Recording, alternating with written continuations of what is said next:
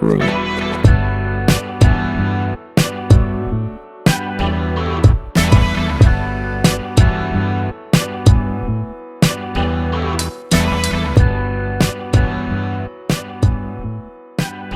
Interactive experience. I don't like just talking to people or talking at people. I want y'all, I'm here to benefit you the best that I can. This is a workshop on writing, performing, and the creative process. All three of those blend into each other, so the conversation sometimes may blend. If you have questions, we're not waiting to the end. We're gonna get into it while we're talking. The format of this essentially is gonna be, I'm gonna tell you a little bit about myself. I had a couple gems that I've written down that I want to share with you all from different workshops that I teach, and then we're just going to move into it. And any questions, Q&A, feel free at any time to raise your hand. I want to have fun with this. I want to make sure that you all get something out of this. Thank y'all for coming out, for supporting I Am Ruth. Don, thank you for having me. Right. It's one of the reasons I moved to Phoenix is because it's always felt like home since I moved here. And as I tell you about myself, it's kind of wild. I just realized that I'm 42 years old, and I've been doing public speaking since I was 3. Now, most people don't typically count when you're in a powder blue suit doing your eats and speech at church as public speaking, but it really is. And it's kind of weird because I started there in public speaking. I went to a school that was called at the time, gifted and talented individuals, but we did a lot of plays. We basically had resources that public schools didn't have, is all that it was. And we had different opportunities, like they would have different news channels would come and give us opportunities to speak. And for some reason, the principal happened to choose me one day to speak, to do a report for WEYI TV 25 was coming into our schools. And they wanted to have one student be the speaker. So I came in and I was able to speak. The reporters liked the job that I did so much, they even allowed me to anchor the kids show. So here I am, 9, 10 years old, and here's the proof, little wirehead kid with the gap teeth doing this thing. Got to speak for a while doing that. Fast forward, I moved into public speaking in high school. I was in a youth group. I had an advisor who saw me as a son and put me in different places, among them NAACP AXO. So this is 18 around that time.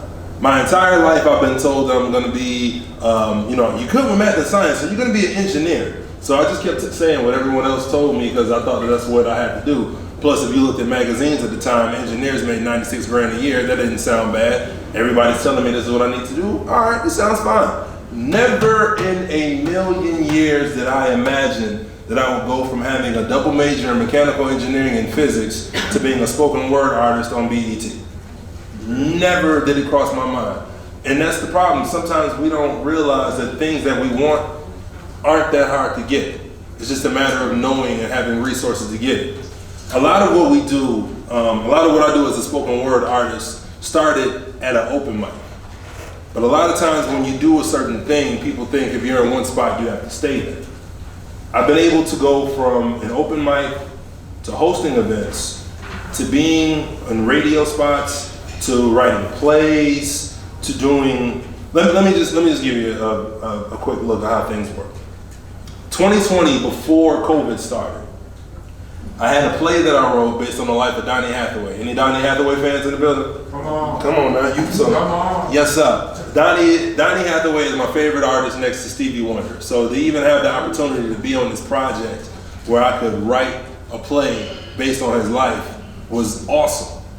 We debuted in January 2020 at Alvin Ailey Theater in Manhattan. Standing ovation, beautiful response. February 2020, I come back in town. I host the City of Phoenix's first Black History Month program at the Orpheum Theater in over 5 years.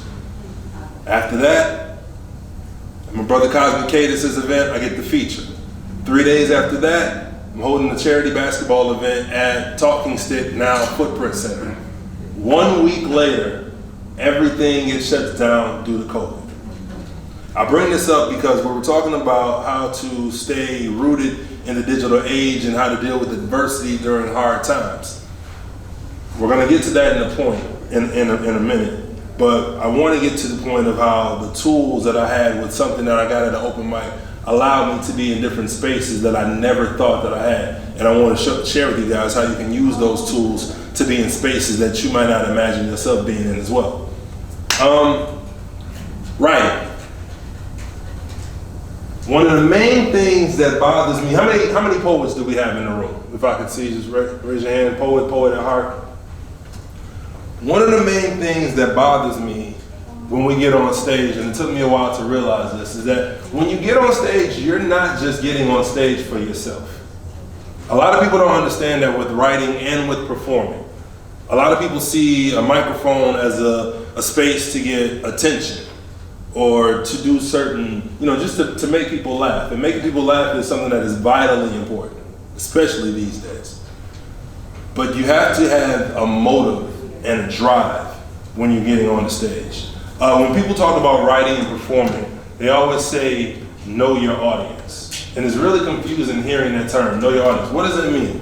HB touched on it earlier in his keynote address when he spoke about reading an audience. The way that I define knowing your audience is understanding this simple question.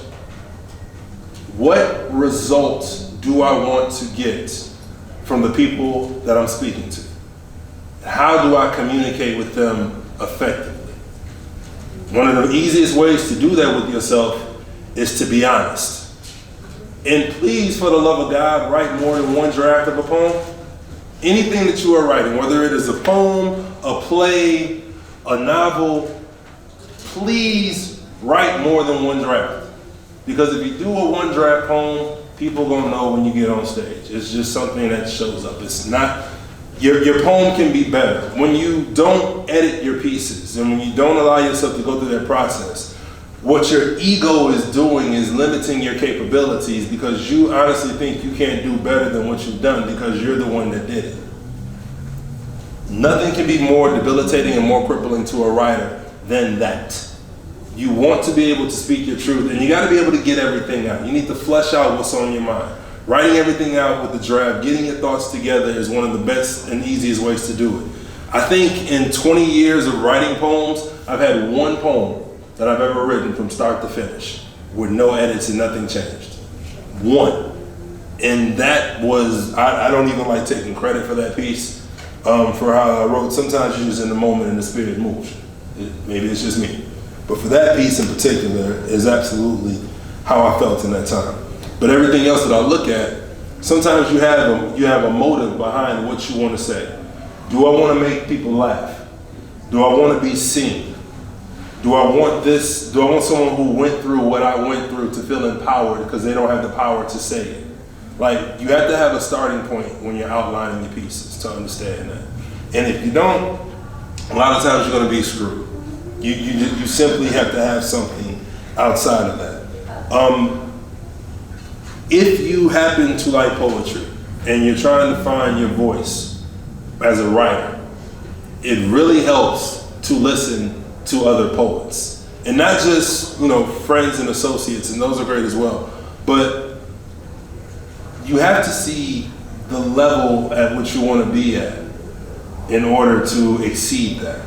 When I started with spoken word, I always would watch like Def Poetry Jam, and before it came online, before they had Def Poetry in the YouTube channel, you would have like different open mics that you would go to. I came out of Louisville, Kentucky, before I moved out here. And it's actually where I got my start as an artist. And you would be amazed at how much you can learn just from listening to other artists. And also, obviously, reading. I say obviously, but it's ridiculous how many people don't understand that if you are a writer, you have to read. If you're not reading anything now, you need to find something. If you need something, let me know. I got some suggestions later. But it's important to keep your tools sharpened. And the more tools you have, the more possibilities you have with what you're trying to do. I was one of those kids that when I started writing spoken word, like hip hop heavily influences everything that I do. However you fall in love with language, everyone has their own ways. Some do it with books. I'm a 90s hip hop kid. That's where I came up. Saginaw, Michigan is a lot like Chicago, Illinois, so a lot of the stories that H had, I can relate to them. But being able to find ways to tell those stories, the stories that are yours and others, so that others can understand it, to interpret it, Having a deeper understanding of language and having tools to use like tone, knowing how to use certain things at certain times is necessary. But again, if you don't ask anybody, if you don't learn, you're gonna be stuck doing the same 2 poems for 35 years like you see other people doing them. Do not be that person, please. Yeah, it's a lot of different things that you can do with that. You may have a story that you want to share. Reading fiction novels will help with that. If you're looking for a storyteller type. Some artists that you listen to, some hip hop artists, Biggie, Tupac, Lupe Fiasco, Cole, Nick Graham, Kendrick, who has a new album coming out next month, thank Lord. It helps to have those different perspectives because you'll see different styles. And what most of us do is listen to others in order to find your voice. There is a very distinct difference between finding your voice and copying other people. And for a minute, it may happen for a minute where you get a style or a line. There's a book, if you haven't gotten it, or if you haven't seen it, called Still Like an Artist. And it actually has a workbook as well. If you haven't heard of that, please write that down, find that book, Still Like an Artist. It gives you different tools and tricks that you can use to help sharpen yourself. And that's what typically most artists do. We learn from each other because no one knows everything. But if you learn those certain aspects and just baseline minimums, it helps you to boost and to grow yourself as an artist. Writing, one main thing that also helps me is just being disciplined, being able to do it every day. Even if you have junk, you are not going to write bars every single day when you are writing if you're doing a spoken word piece. You will be up there some days, I am sitting up here writing, I feel like trash, I don't want to do anything, none of this is rhyming, and I guess it doesn't have to. It doesn't matter what you get. You have to flesh through that nonsense in order to get to the meat of what it is that you want to work on and what you want to say. I can't tell you how many times I've written pages of garbage, and then you get that one line, and it's like, and then that spark goes. And then from that spark, it runs into a flood. The reason that happens wasn't because, you were so amazing and then everything you touch just comes there. You have to do the work.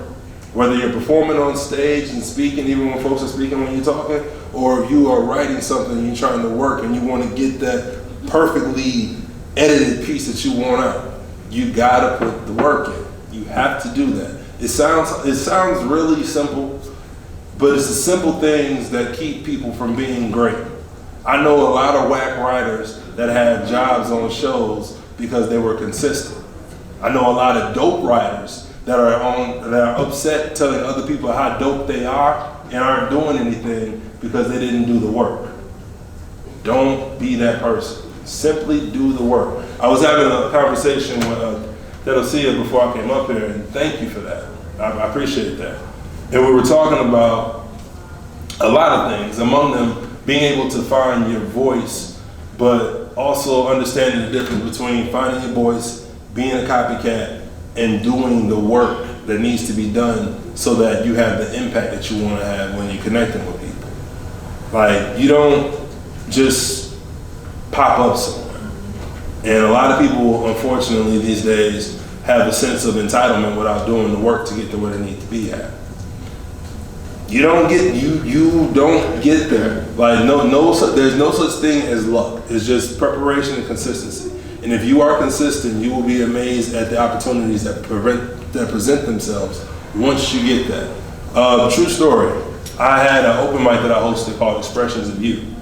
And hosting an open mic is Q. I'm sure you could do a lecture on this as well. When you're hosting, as a poet, it's different than just being a host. Because when you're hosting, you gotta make sure everybody's happy. You gotta go through the coordination. But what you don't realize is that also helps you as an artist because you always have to be ready to present to crowds and audiences, no matter the size, no matter how large they are, no matter the mood that they're in. You have to learn how to sway and how to move. Those same things that you do as a host are tips that you can use while you're performing, and they help with the word selection that you're doing while you're writing so that you get the reactions that you want. It's one of those things a lot of people, when we're doing it, we don't realize it at the time, but it helps to sharpen your tools. And everything you do is a step that just has more tools that allow you to do things in an easier way. I'm rambling a bit because there's a lot that I do not want to miss, and 45 minutes is not a long amount of time. As far as the writing section goes, because I want to talk about performing a little bit as well. Does anyone have any questions to this point as far as writing? Do you have anything that you may be working on that you have questions or doubts? If not, it's fine. I can keep talking as you see. I see it. I was wondering what if you have any input on writing for like a TV show, like an actual series or something like that. If you're looking at writing for a TV show, the beautiful thing with the internet these days is a lot of writers, most writing groups are very supportive. A lot of poetry groups are supportive. Most arts in general, if you have quality artists, they're supportive, which by that also means you will have resources. And the best way that I've been taught by my teachers to find good writing, and it just makes sense, if you want to write well, read good writing. Walter Mosley is one of my favorite writers. If you don't know Walter Mosley, you may have heard of a book or a movie that starred Denzel Washington called Devil in a Blue Dress. If that's not familiar with you, you might have heard of a little TV show called Snowfall. I know you watched it because that finale was a trip. I'm mind blown.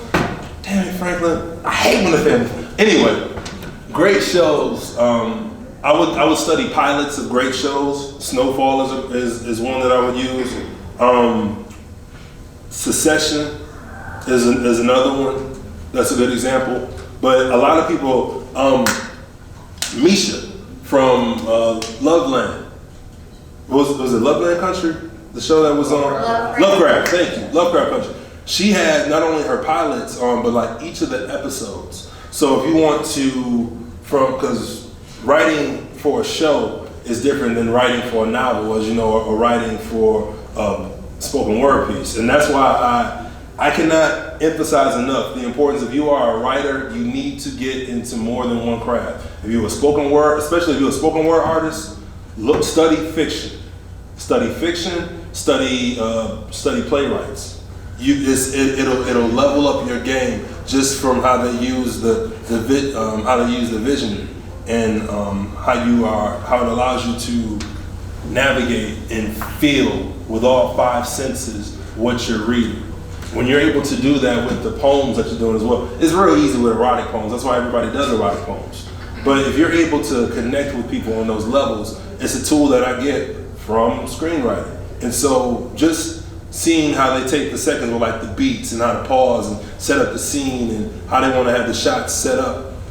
Reading through someone else who's already done it is the easiest way to do it. There's no need to really reinvent the wheel, because once you have the structure down, adding your voice to it is the easy part. So that would be my advice for that. Yes, sir. Super random, but do you have a favorite process for fleshing it out? Do you have a favorite go-to, or does it just kind of come to you? Oh no. Even if it comes to you, that's as a result of whatever work you do. My process is random as hell at times. I'm one of those guys that likes talking out loud to themselves, because they heard once that if you talk out loud to yourself, you're a genius, and crazy people like feeling good about themselves. So that's why I took that. But sometimes you have to talk it out, especially if you're performing. If you're doing a spoken word piece, you want to make sure you have something that's going to resonate. If you aren't connected to your piece, how the hell is the audience going to be connected to you? Like, I appreciate the fact that I was given the name Truth Be Told, but I never chose that. My name before I started doing poetry was GQ, because I used to work at a radio station. I used to be the cat that come up shirt and tie, so my name was the best dressed cat in radio. From that, an elder listened to me, and based upon what I was saying, he just kept calling me Truth, and it built on that. So that always, for me, was a built-in reminder that whatever I'm saying, I have to believe in. You're not getting on stage to be a salesman. And we have too many of those these days at open mic spots, to be honest. You have people that need stories to be told. You have folks that need healing. So I don't take being a poet lightly. I always use the term, I don't play poet. So if it's something that I'm saying, I want to make sure that the attention I'm using. There's a poem where I say a line where there's somebody out there who was raped by somebody that their mama made them call daddy, and had she never heard the poem where I use a line where I say she's somebody's sunshine, she'd have stopped trying. Another murder or suicide victim prevented by what was written, and that's literally the reason why I write. And you find lines like that just by writing through the process. You don't necessarily get that on the first draft. You have to get out what you want to say first. Then you figure out how you're going to say it. And you may have it's important to be consistent with where you're at, whether it's the spaces that you're working in. I have a balcony. I moved to a spot recently, so now I have a balcony, so when I go outside, it's just a mountain view. I can get away from everything else that's going on, even in the midst of COVID and nonsense. I have my space where I can think. Another spot that I love to think, the toilet. Right. And I know I'm not myself. Being by water in any shape or form helps me. It can be the toilet. I can be in the shower. I have a waterproof iPod that I keep in my shower just for when I have ideas. Because sometimes the process is where you get the results from. It's not, I'm gonna sit, okay, what's this bar? Okay, somebody had this bar, they use this. All right, so I'm gonna do this, because everybody's talking about this right now. Ha ha ha ha ha. Will Smith slap. Ha ha ha ha ha. Get them back. Ha. No. Yeah, that was right. But if you're trying to actually do something, that's part of the process. You have to go through the whackness. You have to get those thoughts out, and then you have to, like I said, with me, I love. And this is, again, something else that I picked up from writing fiction novels, outlining. Most people, when they write a novel, I've learned, you go chapter by chapter, write a few brief outlines of what it is you want to do so you know where the story's going, where to have the different arcs, the character arcs and whatnot, how to have your first act, second act, third act to go the way you want to. Kind of like when you used to write an essay, and you had to have that beginning speech and then your body and then the ending. Same concept. How do I want to encapsulate this? How do I want to write this? You want to study different writing styles so that you can find different ways to say things. Certain styles have certain superpowers, if you will. I'm a fan of using repetition. If you use it effectively and in different ways, you can have it to where you capture an audience where you're saying the same thing, but you break it down in a different manner. If that applies to what you're doing, that's a tool you can use in one spot. But again, flesh out. First thing will be flesh out. Be in a space where you're comfortable writing, and do so consistently. Flesh out what it is you want to do with the first draft. Second draft, be more surgical with what you want to do, as far as figuring out what you want to do, what you want to write, what the topic is. If you want to find creative ways to tie things that typically would not be tied to what you're talking about, as a way to kind of blindside folks. We're a society where nowadays we don't enjoy the movie. We watch the beginning and try to guess the end all the way through. If you write a piece well enough, they won't get the chance. They'll just enjoy the ride. You get that with being deliberate, with being intentional, with taking your time. Otherwise, it's just randomness. You don't necessarily have something to connect to. And if you're writing, especially if you're doing a spoken word piece, you want to have something where you capture, for me, because everyone else has their rules and their limits. I was raised in school by the OGs, and I think history and understanding is important. When you're speaking, first off, this whole thing came from spoken words and griots, as H talked about, the last poets, Ivy O'Doon and the crew, Gil Scott-Heron, Nina Simone, Maya Angelou. Look at what they were doing during the time that they started this. They wasn't bragging about the Cadillac Brougham that they was in. They was talking about how the rat done bit his sister nail, but Whitey's on the moon. Funny how history repeats itself. It happens when you don't know it, but that's for another lecture. When you're speaking, you have that space. That space culturally has held power. It's how we tell our stories. It's how we tell our truths. It's how we pass information. It's not just to be used for buffoonery, for lack of a better term. That being said, everything is necessary. Martin Luther King wrote a speech in 1964 to open on the importance of jazz. And jazz, for me, has a heavy influence on my spoken word because hip hop has a heavy influence, and they're both connected. But there's a part in the speech where Martin says, everybody has the blues. Everybody longs to be seen. Everybody needs to love and be loved. Everybody needs to clap hands and be happy. Everybody longs for faith, which is to say, there's a time and place for everything. We all have certain needs. Especially in a time like this, it helps to have that relief, that laughter, that brevity. But it also helps to be aware and alert, especially considering we live in a place where people want to knock us into complacency. The responsibility of a spoken word artist was to wake people up. To your point, when you're writing a piece, you need to say something that is worth paying attention to. It's cool to have a line and anything, but how amazing is it to have a poem that saved somebody's life? I had a show in Cincinnati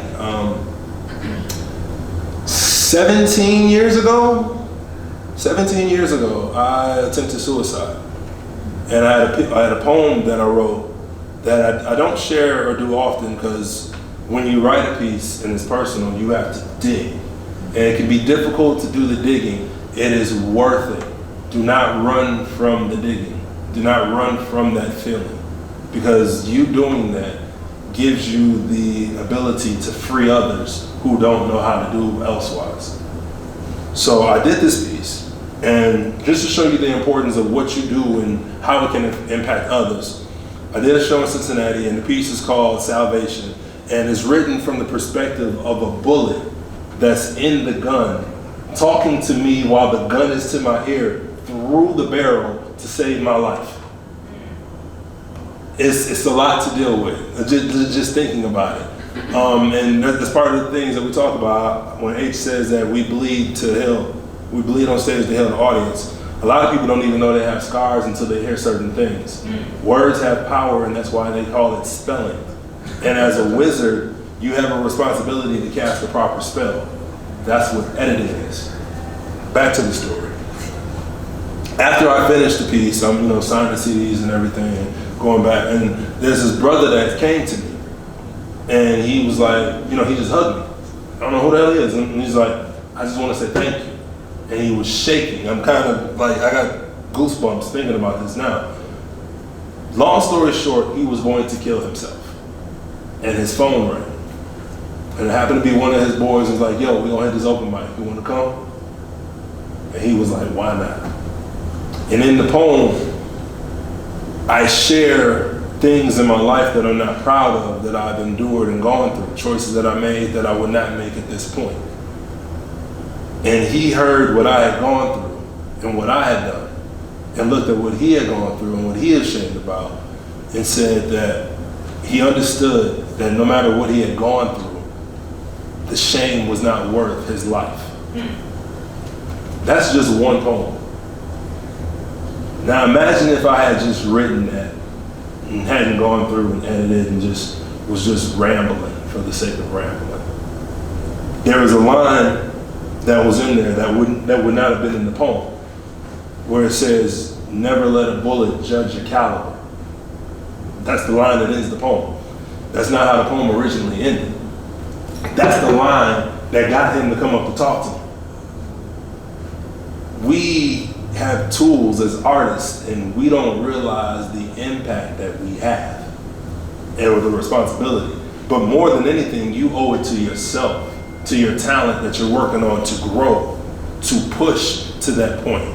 You're not gonna find greatness being comfortable with anything.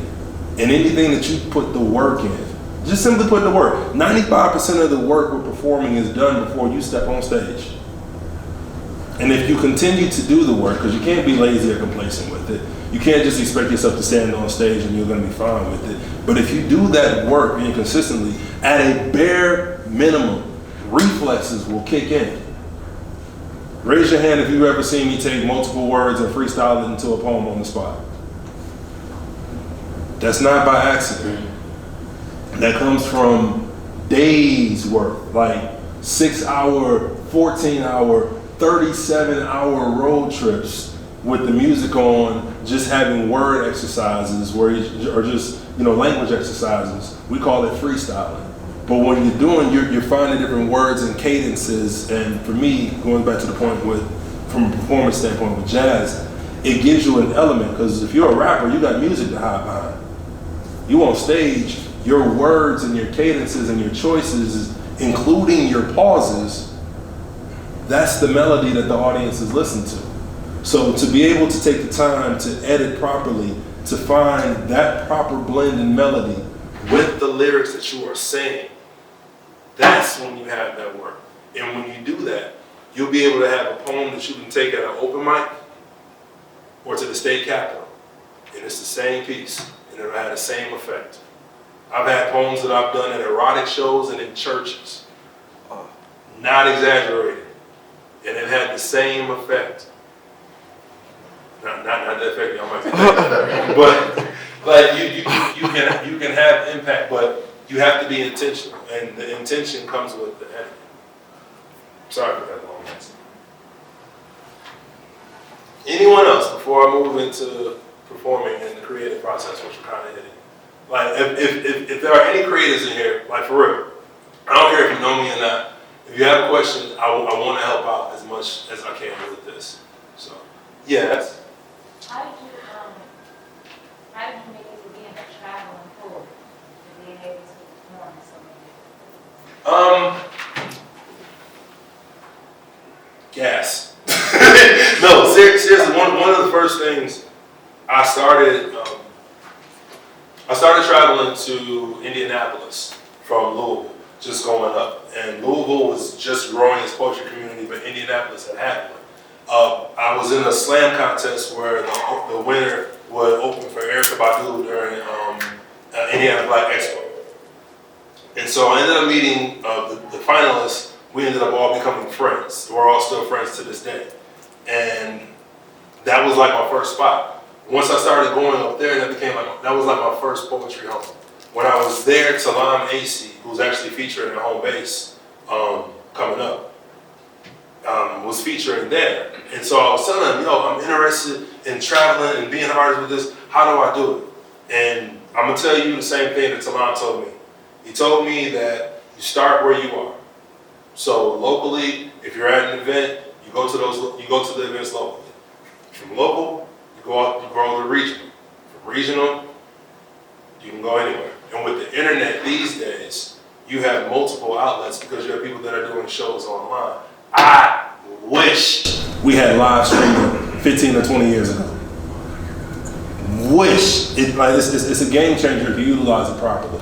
But doing that gave me, if you pay attention, you're going to see different audiences in all the spaces you're at. You're going to be in different regions. Certain poems that you do at home might not hit like they do on the road. So that gives you, just like a comedian, it gives you those spaces to go to. And so I would go to that spot and travel. Anytime that you're going out of town, it allows you to network with other performers. And I think the saying goes, a fisherman can spot another fisherman from miles away, which is to say, someone can tell the difference between someone who's a poet and someone who's a writer that's working on their craft. Because people who go to open mics to be at open mics and people who feature at open mics are different levels. And that's not a diss. People say that there are levels to this, like there's an insult. No, the third floor is not pissed off that the fifth floor exists. Floors need to be there for a reason. But when you get to the point where you're featuring and you're traveling, you'll notice how, whether it's from sales techniques or to the choices of the poems that the artists do, whether they read or they don't read. And if you wanted to read your poems while you feature, it is absolutely fine. I don't know who came up with this rule that said you had to memorize it. It's bullshit. Matter of fact, before I moved here, Nikki Giovanni, I met at ASU. I had the pleasure of sitting and meeting with her. She bought my CD, like I'm somebody. But I was asking her the question about memorizing. She's like, baby, how they paying you? Yes, man, then do what the hell you want. But the point is, even when you're reading, it doesn't take away from the power of your words, of what you're writing, or your performance of what you're writing is done so in a manner which you're able to connect. You can have your words down here, but still engage with the audience. Let them know that you're there with them. That matters with that. And you just, as you're on the road and you go, you grow those tools, you sharpen those tools. You see other people on other levels. You have different crowds. You go from open mics with, 6 people to stadiums with 20,000. And you know how to work each of them in the same manner with, the same level of comfort. Like anything you do, you grow. And the more time you have with it, you learn the nuances, how you can be in an intimate setting and how that works versus being on a stage where you have multiple platforms and arenas where you're in, or if you're shooting a commercial for national television, or if you're shooting for a show. It gives you different spaces so that you understand how to do it. But to that point, all of those spaces have these common threads that I'm saying. It's just certain tweaks and spots that you learn and ways that you can get, that you can improve. I really wish I was in the workshop before this, and I'm mad that I missed it. But the breathing exercises that you learn, that is clutch, and it is another tool to use what many people call that nervous energy. What I do personally, I turn mine into adrenaline for a day. But there's so many ways that you can find to get comfortable with what you're doing to make it easier. I know that's more than what you asked for, but I'm trying to get you. It was good though. I appreciate it. Not a problem. Yes, sir. Can I just throw something on top of that? Yeah. 2 things. One thing that you said. Who asked the question? So one thing that he already said was put in the work. And I feel like as an artist, a lot of times, like, people get ahead of themselves and they start to seek opportunities because of visions that they have for themselves without actually putting in the work. So put in the work and the feature performances come. You don't have to go out and seek dope opportunities when you're dope. So just be dope. Focus on being dope. Focus on putting in the work, editing, writing, performing, your presence, all of that stuff is important before you get to the point of traveling places and having people seek you out. You gotta be good at what you do first. You have to be secure in what you do first. You have to know that what you are doing is valuable and more valuable than accolades and pats on the back and featured opportunities. So even if nobody ever hits you up to travel to their city to perform on their stage, you get so good at what you do that you travel on your own to their city and you hit their stage and they invite you back. He kind of de-weighted that, so I'm gonna LeBron it real quick for the alley. You're already dope. There's nothing to prove. However, anything that you are doing requires the work to improve the skill. Like I said before, I know a whole lot of cats that are way talented than anybody in this room who are doing nothing and telling you what they used to be because they didn't work on what they could have been. It's that simple. Like, if you're dope, they're going to find you. But the beautiful thing about it is, if you're dope, the opportunities will present themselves. They'll grow in ways you'll see when you're in that like, everything feels like it's tagging because, and this is why HB and I don't like talking back behind each other, because the one that speaks first will want to take the points that the other one wants to put. But like I said, it's gospel. Truth is truth. It don't matter who says it. When you are doing what you are supposed to be doing, you're gonna have stuff pop up that you're not even expecting. I just said, and I had to find the quote, Lex Luthor from Superman. Some people can read War and Peace and come away thinking it's a simple adventure story. Others can read the ingredients on a chewing gum wrapper and unlock the secrets of the universe. I took poetry. For the last, I've been the 21st. Mark 12 years full time as a poet for me. That's writing has been my full time job that has paid my bills for 12 years. For all 12 years, I've had people tell me, "Hey, you're a poet. So what else do you do? What's your real job?" And I'm like, I said, like the sagging on me says some things that I'm gonna be nice and not say on the mic right now. But what I've learned is the thing that my mother has always told me. My mother is a praying woman. She's always telling me, baby, the Bible says a man's gift, a man in general, will make a way for him. Writing has put me in spaces I never imagined. I did say I was gonna say something earlier, so I guess now would be an appropriate time. I don't know how long I've gone time-wise, but I feel like I'm going over. Writing has allowed me to go from hosting an open mic, to writing and starring in my own national commercial, to hosting my own open mic, relocating to do so, connecting in different avenues that I never expected politically. I wrote a poem where the whole poem is talking about dope as a metaphor for actual dope. And there's a line where I say, city mayors take photos beside me for publicity. You know how to do the little shots. I never expected to be in rooms where I'm having conversations with mayors and city officials, and that's part of the thing when it goes to with your purpose. My purpose as an artist and as a writer, like writing has been my skill. My purpose has been to help people, specifically my people, because I've always grown up in environments where we were always helping each other. In Saginaw, you always had African cultural events, you had festivals, you had the communities, you had the old heads in the neighborhood, you had the older black men in school, older black women in school. You had your elders, your OGs, and everyone to kind of keep you in check, but to grow from. I wanted to use my arts to do that. I've always been the kid that was told that he imagined too much. That bothers me. We put limits on ourselves that we don't have to have. And I've learned that even as an artist, you can step into whatever avenue you want, whatever your passion may be. You can use that to step in wherever you want.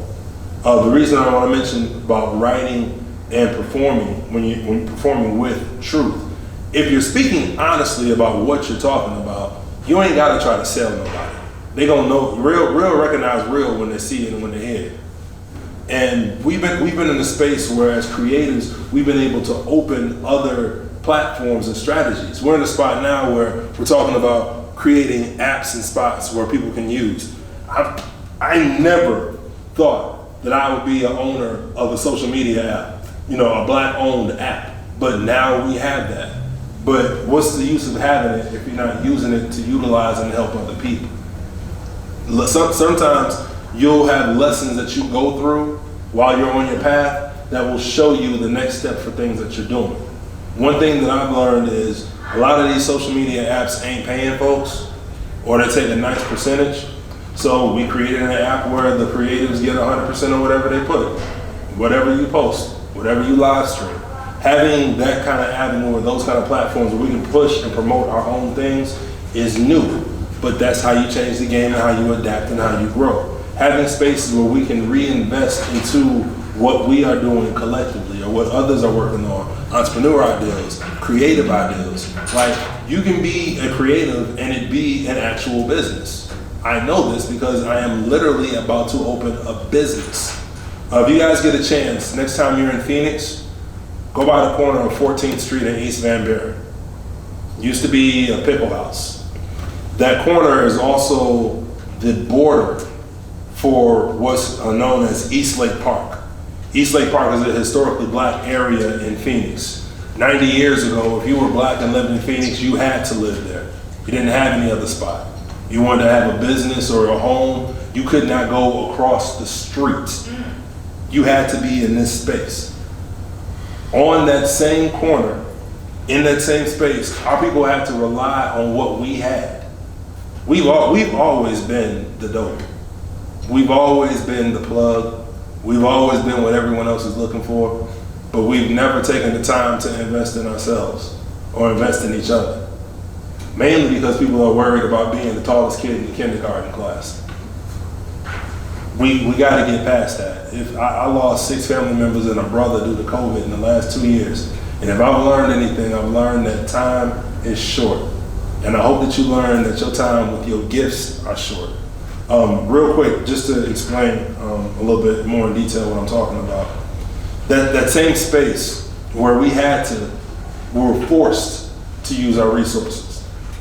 Starting this fall, I am opening a co-working space, an event center called Culture Hub for us.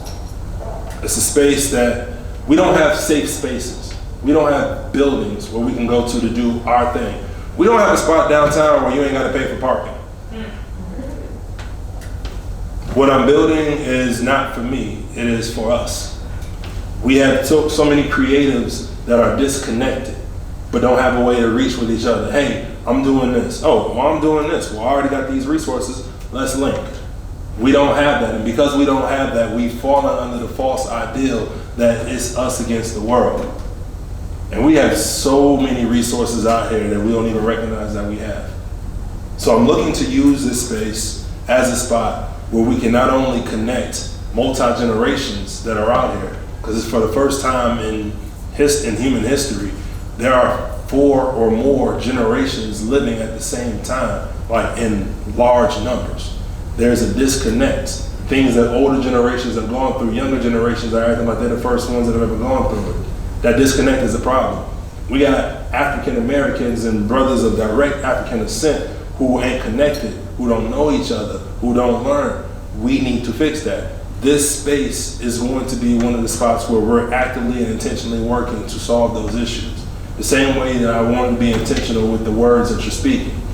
For Black-owned and African-owned businesses in a space that is historically Black-owned to work to benefit for all of us. It's something that's necessary. And of all the co-working spaces in the United States, there are 4,000. Less than 60 are Black-owned. Having those safe spaces where you can have creatives work and connect, where the community can get information, those are necessary. This will be the first of many to come. But there are many of us out there that are looking for things to do, that need resources, like from other writers or creatives. If it's someone that's working, hey, I'm working on this play. Did y'all know that there's a group of Black playwriters in Phoenix? Black screenwriters? Did you know that you had, artists that were giving workshops for other artists to help them grow their art? We do. But you can't solve a problem if you don't have all the variables in the equation. We are the variables. And the more that we work together collaboratively, like I'm frightened in the happiest way possible about what's going to come as a result of that. I truly am. But enough of that, let me get off. Before I step away, are there any other questions that anyone may have regarding writing, performing, creative processes? Do you have questions of your own, tips, advice, tools? If not, I want to thank you all for your time and for listening. This was really dope, and thank y'all so much.